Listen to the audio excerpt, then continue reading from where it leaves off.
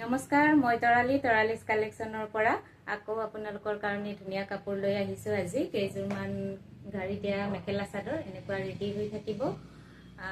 চাদৰখন ৰেডি হৈ আছে, এনেকুৱা আঁচলটো আৰু এইটো পাৰিটো লগোৱা আছে।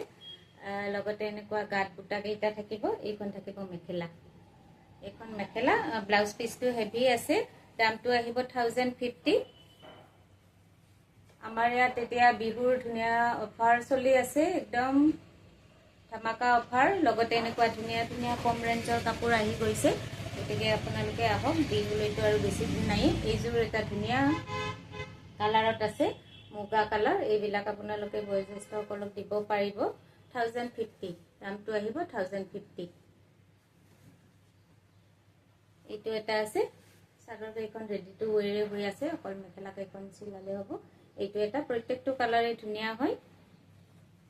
এইটো আপোনালোকে ভাল লাগিলে স্ক্ৰীনশ্বট লৈ হোৱাটছআপ কৰিব।